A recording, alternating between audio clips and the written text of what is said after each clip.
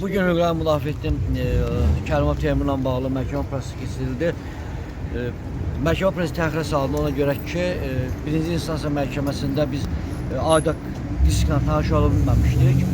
Hakim şərait yaratmamışdı, icazə verməmişdi və onunla bağlı vəsait tanış olar. Çünki məhkəmənin hökmündə və protokol özündə dəhşət dərəcə saxtalaşdırma var. Yəni bütün oradakı çıxışlar saxtalaşdırılıb və qanunverici əsasən əgər müəyyən deyilsə məhkəmə və adi kaset əsas götürülməlidir və dünən bizə şərait yaradılmadı adi kasetlə tanış olmağa. Bünyədən o vəsait əsas təmin olunmuşdu.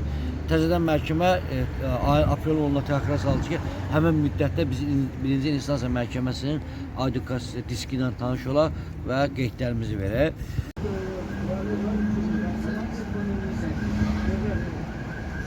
Teymur Kərimovun məsələsi aydın məsələdir ki, biz o məsələni Müdafiə Xətti İnsan Haqları Təşkilatı olaraq əvvəldən axıra kimi monitorinq etmişik. İşdə o qədər pozuntular var, yəni prosedur pozuntular, faktların saxtalaşdırılması, faktların başdan sovudu araşdırılması ki, əgər apellyasiya məhkəməsi işə ədalətli baxsa və heç olmasa qismən istintaq aparılmaqla baxsa, iş ən azından ilkin istintaqa qaytarılmalıdır və yaxud məhkəməyə qaytarılmalıdır.